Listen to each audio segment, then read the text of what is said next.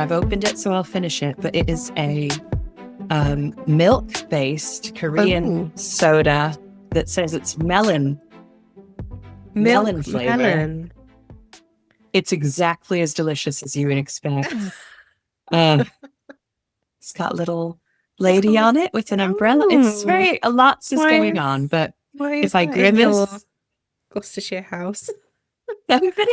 Somebody said that they'd heard of this drink and it was like a cream soda, and then Paul, in typical enthusiastic fashion, found a supplier and just bought like a pallet of it. So he didn't just get the one flavor that everyone was like, oh, that sounds kind of nice. He got all the flavors. So we've got all this wacky shit left over. And yes, Paulie. I don't want to do food waste, so I'm determined. Here we are. So is it a cream soda? It is a cream soda. Oh, that makes it sound better than milk. You were like, milk with melon. Well, yeah. I mean, yeah, my Korean isn't exactly up to scratch, but I have to just go. It says soft drink, milky smelling is what it says. So there you go. That's what we're having. Yum. Yum, yum, yum. I am so excited about this story today. Hi, Cara. Hi, Vicky. Hi. 3 times a charm. We did it. Yes. How are you? I'm well, thank you. I think I'm a little too excited about today's episode. I'm jumping the gun. That's brilliant. Well, welcome everyone to She Changed History. Lovely Cara is pumped to give us a story today. So take it away, Cara. Just let's hit the ground running. Let's go. All right, let's go. So today we will be talking about Mary Two-Axe Earley. And our little intro is as follows. Imagine living in a time and place where marrying from outside of your culture meant expulsion from home and from the company of the people you had always known. Now imagine if this happened not because of the beliefs of your own society, but because of laws foisted onto you by people who had taken control of your land. This was the reality faced by Indigenous women in Canada who married non-Indigenous men after the Indian Act of 1876 was made law by the Canadian government. The system of laws overturned centuries of culture around inheritance and tribal memberships being handed down within families along matrilineal lines. And one woman affected by these laws was Mary Two-Axe Earley. And today we're going to find out what happened to her and how her response changed the world for so many others. Yeah. You know what? My only Canadian history is Anne of Green Gables. That is it. Oh, I mean, I don't have anything else. That's a pretty great. Yeah. Not hugely useful in this specific, but it's just so lush. I mean, yeah. It's lush. Love Did you watch the Netflix? I didn't. Oh, watch the Netflix. It's beautiful. Oh, okay. I think that'll be. It was really, and they cancelled it, and I was gutted. Yeah, that was one of my pandemic watches. Was that? I'm sure it was out in the pandemic. So maybe she's just too wholesome for our times. Maybe that's why they cancelled it. That's true. All right. So sources for today are not Anne of Green Gables. Sadly, they are the Canadian Encyclopedia, a website called Canadian History A, which is kind of a Canadian joke if we have any Canucks. A blog by Clarissa Peterson called Badass Women. A blog called Feminism is for Everybody. The website of Elections Canada. Oh, and a special thank you for the pronunciation of Iroquois words, which comes from a video which was made public by the Indigenous student ambassadors at Champlain College St. Lambert. Anything I get right is thanks to them. Anything I get wrong is all me. So I will give it a go. Red hot go.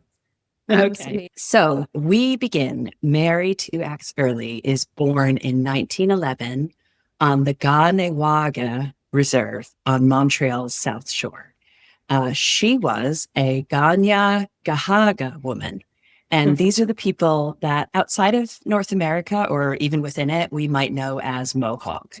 So like a lot of the women that we talk about, her early life was sort of a mixture. She had this deep family connection, deep sense of community, and she also faced sadness. So when she was very young, she would help her mother to care for sick people in their community.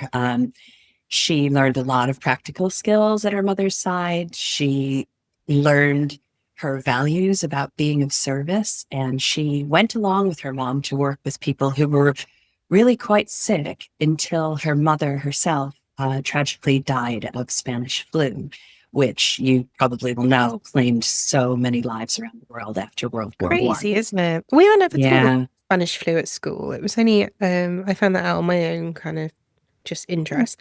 But it was in it too many lives to the Spanish flu.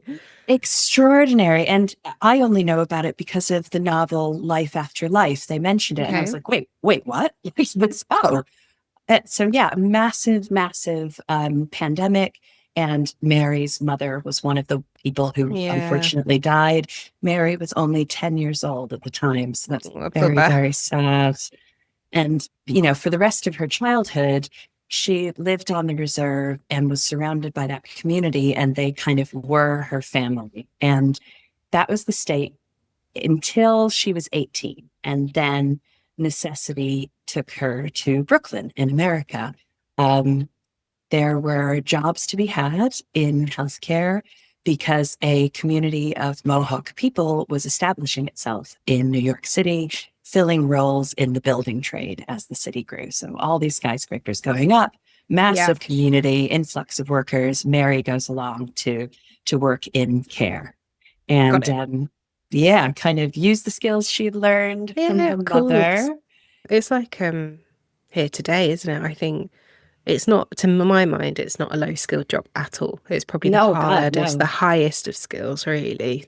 It is intense and special work, and it takes a special kind of person, I think, to do it. And so the kind of person we're dealing with here. I hear you. Sensible, serious, hardworking, skilled. Yeah. That's who we've got.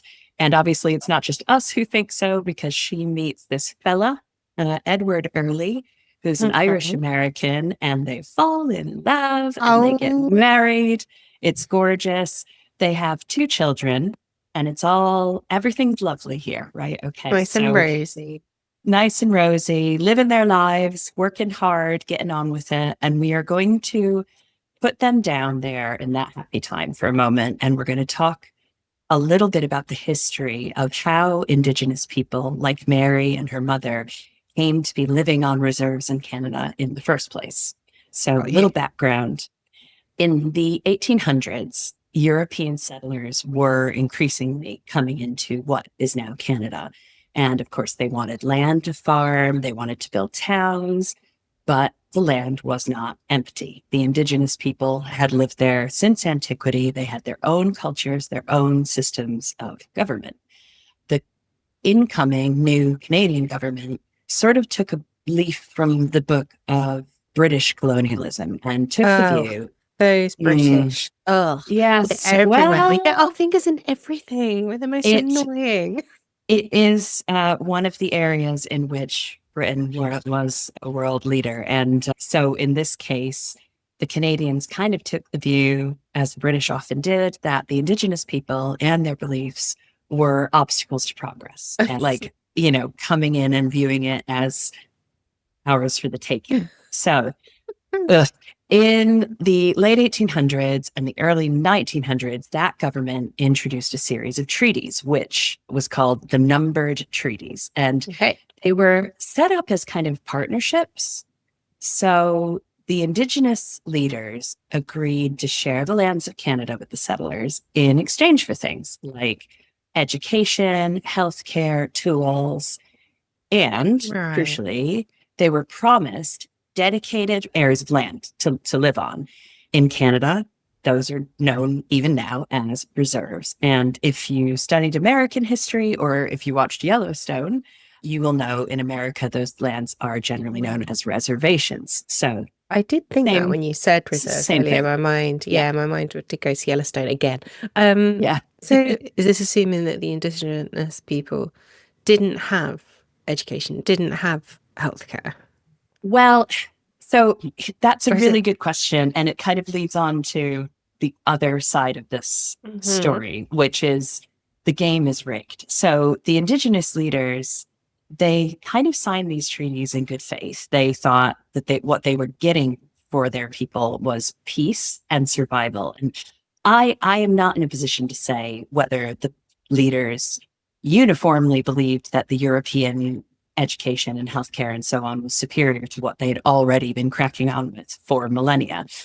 My instinct is probably not, but they sort of saw which way the wind was blowing and thought, look, these people are here. We have to find a way to make this work. Let's be pragmatic. What can we do to safeguard our own future as much as possible? And if we get some extra stuff out of it, so much the better, you know? So they were trying to be good leaders, but unfortunately, the government didn't always honor its promises. And what? Yeah, well, that's a shock. I know. Governments are like that sometimes, aren't they? So in specific, the lands that were set aside for the reserve were often not particularly desirable, smaller than so they gave them the crappy land. Yeah, just like, oh yeah, you guys can now have that bit at the back, which is less fertile. Crusty layer. Some of the research suggests that the treaties were sometimes signed under duress, or there was a bit of like bait and switch where one thing would be promised and something else would actually take place. At the same time, the government is using some of these policies, like the education offer, to sort of Europeanize the indigenous population. And that was one, I would say, of the examples of how it was intended to function for it. And furthermore, they were controlling the indigenous community by limiting their abilities to hunt, fish, travel, do all the things that were sort of part of their indigenous culture. And it also just survival activities, being able to sort of feed yourself in the way you always have done changes if you are restricted to only working a certain parcel of land. It's death by a thousand cuts, isn't it? It's the classic of, I'll just tweak this a little bit. I'll just cut that corner off for you there. And I'll just, and then suddenly you wake up one morning and the gut of your culture has just been ripped from underneath you. And before you know, you're in the snare because you're kind of thinking, I'm not thrilled about this, but I have to be pragmatic and times are changing and I need to get with it and get as much out of it as I can. And so I'm going to go along with this on the understanding that it's the least worst, right? But in actual fact, it was a massive disruption, a massive trauma, and it laid the groundwork for a lot of the challenges that indigenous communities still face now. So I've got a little aside here that in the Iroquois language, Montreal, the major city where Mary Earley lived in Quebec, was known in Iroquois as Jojaga, which translates to where our group broke apart. And I thought, oh, that is heartrending, but it kind of, I don't know, maybe that name predates everything I've just said, but it feels so on the nose for what we're talking about, that it's the breaking open of a way of life. And sort of for all of that, the counterpoint is, as I say, the leaders are trying to be savvy and get what they can out of the situation. They see it perhaps as the least worst option. They also see it as one last place where the First Peoples have got their own community, their own rules. It's a consolidated place where they have rights to property that is enshrined in law. Okay. However, in all of these political machinations, it's women who pay the price. We're thinking about it on such a big scale, aren't we? We're thinking about it in a very binary, all that. And actually underneath that, how many layers of, it's what we were talking about last week with Bell's hooks, isn't it? It's like every layer means something different until you get to either the bottom of the pile, or as in Bell Hook's case, the top of the pile, because she twisted it into an advantage, you know? So yes, I am so glad you mentioned that. That is exactly the way to think about it, because when you get down to the granularity of individual lives, that's where you see that's the pointy end of these kind of big sweeping policies. And that's where we're going to rejoin Mary Earley, because she, for most of her life, she was just cracking on, just a normal, working, married mom, doing her thing, quiet and unassuming, and just practicing. She was a Catholic. She just was living her life. But in the 1960s, Mary saw a tragedy that she couldn't ignore, and her kind of quiet and hard-working nature found a new focus. Sorry, how have we jumped from 1800s? Oh, because she was born. When was she born? Mary was born in 1911. So the laws that underpin this were ratified in, I want to say it was 1876. Yeah. 1876. And now she was born in 1911. She got on with it, living her life. We are now zooming all the way up. This is my grandmother's generation, basically. We're zooming all the way up into the middle of the last century. So that's all right. Last century, dramatic over there. I read something the last century. Yeah, that's what people are saying now. Like anything like what's considered old. Oh well, if you were born in the 1900s, okay, mate, all right. So here we are in the 1900s, right in the middle, 1966 to be specific. But yes, we have a quote here. Quote, in 1966, one of Mary's friends, Florence, died of a heart attack in her arms. Mary believed that being denied property rights on Gagnawaga Reserve that had been a contributing factor in Florence's death. Mary began a series of writing and speaking campaigns to raise awareness of the detrimental impact that the Indian Act had on Indigenous women who lost their status, unquote. What happened to Florence and to all Native women who married non-Indigenous men at the time was that under the rules of the Indian Act, those women were deemed no longer to be members of their Indigenous community. And that's what is known as losing status. As part of that loss of status, they were stripped of every right that status entailed, including the right to live on the reservation. So those status laws enshrined in the Indian Act affected thousands of women. Early would already have been aware that this was happening. And then it happened to her friend. And she saw in real terms the human cost of those laws. Having seen it happen to Florence and other women in her community, Mary herself, she had already begun trying to change things. And then in 1969, her own husband died. Right, got it. And now suddenly she herself was subject to those same laws. So her grandmother's home on the reserve, which she'd grown up in, inherited, moved back to, she no longer owned under the Indian Act. Wow. Just no home. And this is so much to happen in just 3 years as well. Like your best friend in 66, losing your husband in 69. Yeah. So you're bereaved and you're homeless and you no longer have access to the community. Yeah. They did quite a bit of quick thinking. They realized that because Mary's daughter had married an Indigenous man, they could transfer the house into her name, which saved the family from losing the house entirely.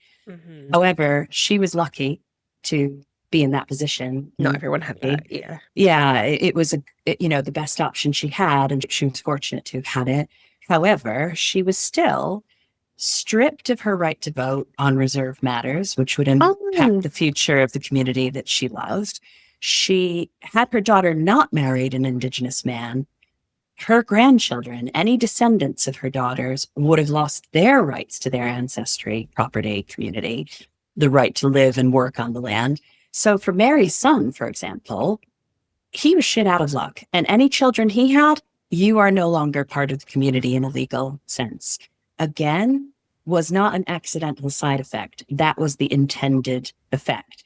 That taking people out of the community and out of the reserve system, and their descendants out of the community and out of the reserve system, by kind of snaring the women out like this if they married outside, allowed the government to winnow away at the indigenous population and the indigenous culture, because it was not going to be passed on anymore by that branch of yeah. So it's like through the back door almost. It's not a direct hit, is it? But I mean, it's so nasty for the people who experienced it. And I know from the reading early in particular, it really hit her hard that she realized she was not going to be allowed to be buried on her family's cemetery plot, because the Catholic cemetery that her family used was on the reservation. And it's for every part of her life, and even her death. From that moment forward. And, you know, she herself said, when I married, I was just in love and I just married this man. And so you don't think, what am I trading off? You think, well, that's ridiculous. Nobody's going to hold that, standard for that just can't. And yet here we are. And also she probably felt pressured to marry. Like, even if she did understand that, unmarried women, I imagine, didn't get a very good reputation in the 60s. Like, there was that societal pressure to at least be married on top of everything else, wasn't there? Yeah, and she was a Catholic woman, so she very important. Probably prioritized having that kind of traditional family. But then with her historical, cultural beliefs and the way that people would hand down legacy along female lines, what a slap in the face to be told, oh no, we're changing that. You can't have things because you married out. It's just as recently ridiculous. As the 60s as well. Like, as this is recently as the 60s, living memory. And being stripped of those rights. Yeah. So you're quite right too, that she's facing a lot in her personal life. She's lost her dear friend, she's lost her spouse, she's lost her home, and she's having to go through legal challenges around that attempt by the government to personally control her, get her off the reservation. But she still sees it as a way to try to engage with and change the entire system. Oh, she doesn't. She's yes, she does. Yes, she does. Because she is Mary goddamn Two-Axe Earley, and she is not picking this shit laying down. I love it. So she doubles down. She gets busy. She's writing letters. She's giving speeches. She's raising awareness. She's making connections. She reaches out to other First Peoples groups in Canada because she knows that other women are out there being affected by this, working against this, organizing to overturn the laws. So Mary forms alliances. And in 1974, she and some of the other women founded the Quebec Native Women's Association. So like a focus group, an activist group to really get involved with these matters. And in 1975, she and 60 other women from the community went to the International Women's Year Conference in Mexico City. And I think you're going to like this. I've got another quote for you to read. It's so cool, isn't it? There's an excellent quote about something that I think really highlights her personality and her spark. Would you read that quote? Yeah. Quote, while at the conference, Two-Axe Earley received a phone call informing her that the Kahnawake Band Council had served the women in attendance at the conference eviction notices. A brilliant strategist, Two-Axe Earley used this event to highlight the racist and gender discrimination she and other women faced in Canada.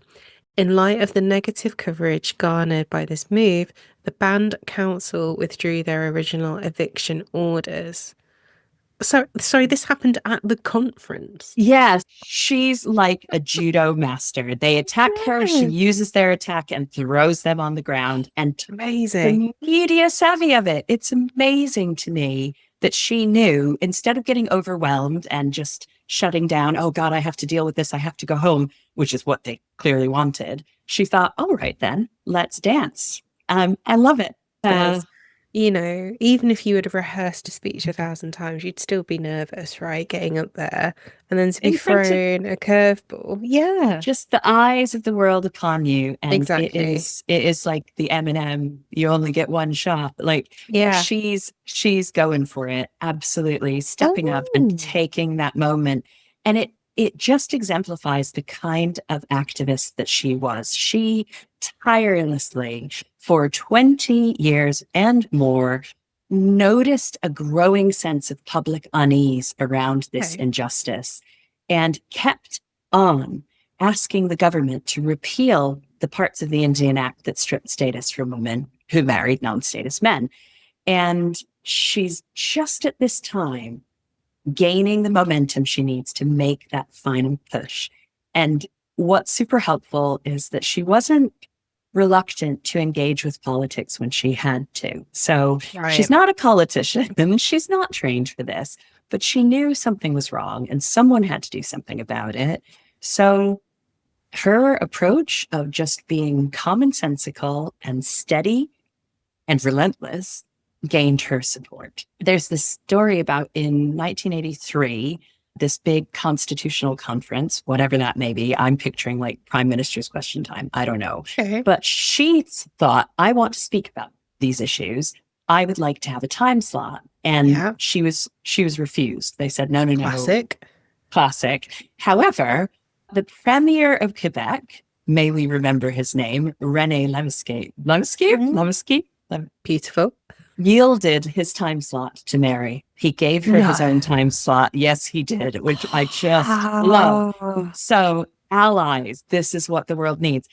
And she was able then to speak her mind on the public record. And would you read a quote from that speech? Oh my gosh, yes. Quote, please search your hearts and minds, follow the dictates of your conscience, set my sisters free. Oh, wonder how long that slot was as well, because I imagine it's only like 3 minutes. It would have been moments. You're right. And so she needed to hit that bullseye and not miss. And I don't know. I mean, this is just my personal reflection here and that. But what is extraordinary to me is that after everything she's seen, she still sees the decency and the potential for cooperation. Yeah, she's doing it through the right channels, right? She's doing it through incredibly generous channels. She's not saying, I'm squaring up to you. She's saying, your heart has it in it to see that this is wrong. Your conscience knows this is wrong. And you know what? It only bloomin' worked because in 1985, after all of her many, many, many decades, that work paid off. And the bill that she had been championing, which was called Bill C-31, received royal assent. So through that bill, the Indian Act was amended to restore status rights to women and children who had had their status removed under the past law. And it also set as law that in future, women would not be stripped of status based on who they married. Great. So it was backdated and it was going forward. Yeah. Exactly. And that meant that on the day that it passed, Bill C-31 restored status to 16,000 women and 46,000 descendants. So who knows how many millions of people will have benefited between 1985 and now. And Mary's own reserve, for example, was able to restore access to over 2,000 women and their descendants. That was just her reserve. She herself was one of them. And in fact, she was the first person whose status was reinstated by the Minister for Indian Affairs, as was. And could you read the words he said and then her response, which is below? I could find no greater tribute to your long years of work than to let history record that you are the first person to have their rights restored under the new legislation. Mary had this to say in reply. Now I'll have legal rights again. After all these years, I'll legally be entitled to live on the reserve, to own property, die, and be buried with my own people. She's very gracious. And, a gentle soul. Yeah, I think so. MTAE had lots of public recognition alongside with the restoration of the rights that should have been hers in the first place. Shall I whiz you through a list of her big gongs that she received? Yes, let's go. So in 1979, she was given the Governor General's Persons Case Award. In 1981, yeah, sounds good. 1981, she got an honorary doctorate of law from York University in Canada. Doctorate. Excellent. Yeah. In 1985, she was inducted as an officer of the Order of Quebec. In 1990, she, along with 2 other First Nations activist women, received the Robert S. Litvick Award from McGill University to recognize their contributions to the defense of the rule of law and the protection of the individual against arbitrary power. I love that they they're heavy words. Yeah. 1996, Two-Axe Earley was given the Inspire Award, which is a national Aboriginal Achievement Award. And that was specifically to recognize her efforts in making Bill C-31 happen. Okay. And in addition to all of that, a documentary called I Am Indian Again tells the story of her life. And its title was taken from a moving quote from Early, talking about how it felt to have her identity stolen away and then reclaimed. And the director is a woman called Courtney Montour, who herself is a Mohawk from Ganagage, just like Mary. So she's part of the same community. And gorgeous. When Mary Two-Axe Earley sadly died in 1996 at the grand age of 84, it was thanks to the work that she herself had done and the changes that she herself had brought that she was able to be buried as she wished in the Catholic cemetery at the Ganawage Reserve.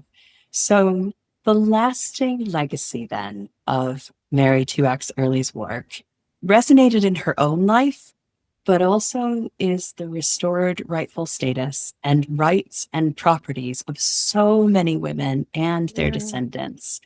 And I'm glad you mentioned bell hooks earlier, because that's the other piece here, that her work lives on in the understanding it brought to the wider Canadian feminist movement and Canadians in general about the kind of specific challenges that being an Indigenous woman brought. And it's that intersectional thinking that you talked about in that episode.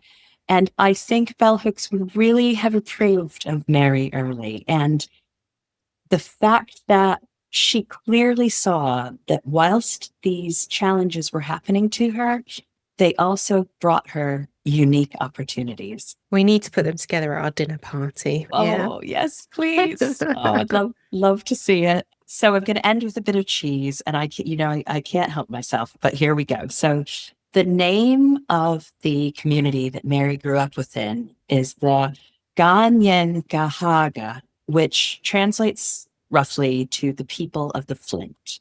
And I think Mary Earley, in her persistence and strength and her determination, lives up to that name. She's a woman of flint. Yes, Cara, absolutely.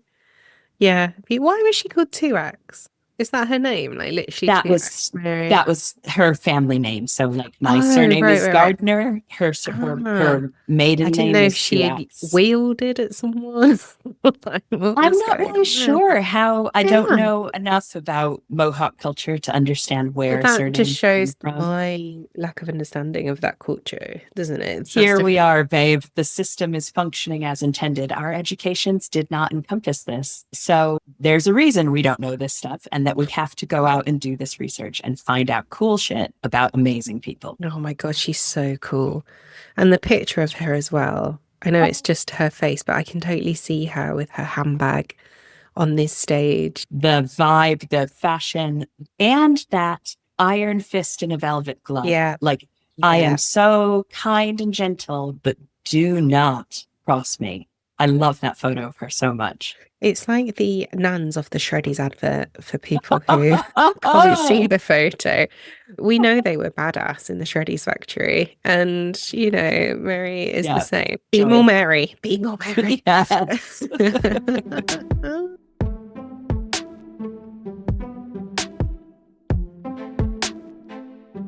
Thank you for listening to this episode of She Changed History.